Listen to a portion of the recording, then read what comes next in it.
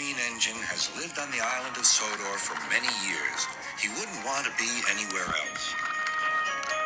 He likes every part of it, from the fields filled with flowers to the white sandy beaches. But there is one place that Henry always enjoyed visiting more than any other. His driver knew this too. "Come on, Henry," he would sometimes say. "We've made good time today. We'll stop for a while by the forest." Henry loved it here. The forest was full of broad oaks and tall pines.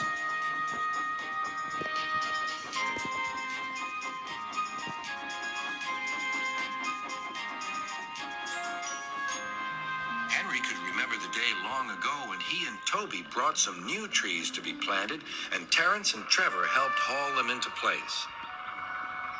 Now he could see the trees growing amongst the others on the hillside. Henry always felt better for being here. He couldn't really explain why, but his driver understood. "It's peaceful," he said to Henry. But one night, everything changed.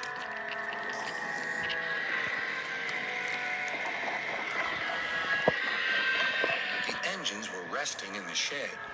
"Listen," said Thomas. "Can you hear a strange whistling sound?" "It's the wind blowing outside our shed," replied Toby. "But I've never heard it like this before." "Do you know," added James, "if Gordon wasn't here now, I'd say it was him thundering by with the express." All the engines laughed, except Henry. "I hope the wind won't harm the forest." By morning, the fierce winds had gone, but the damage was done. Henry's driver came to see him in the yard. "Trees have fallen on the line," he said. "We must help clear the tracks." Donald set off with the breakdown train, and Henry followed. Trees lay everywhere. The hillside now looked so bare. Henry felt sad. "What will happen to all the animals who live here?" he thought.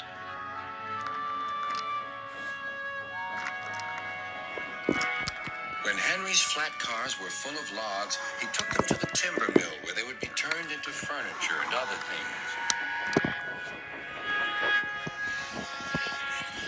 Henry was glad the wood was being put to good use, but he was still sorry to lose part of his forest. "Oh dear," sighed Toby to Thomas. "I wish there was something we could do to make things better again." "Yes, indeed," replied Thomas. "But what? We can't mend broken trees." "Hello, Toby," said Sir Topham Hatt.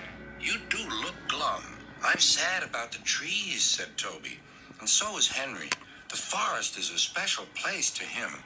Now some of it is gone." "We'll soon put that right," replied Sir Topham Hatt. "I have an important job for you, Toby. I would like you to take some freight cars to the forest." When the freight cars arrived, Toby was delighted. They were full of splendid young trees all ready for planting. "This is the best job I've ever had," said Toby happily.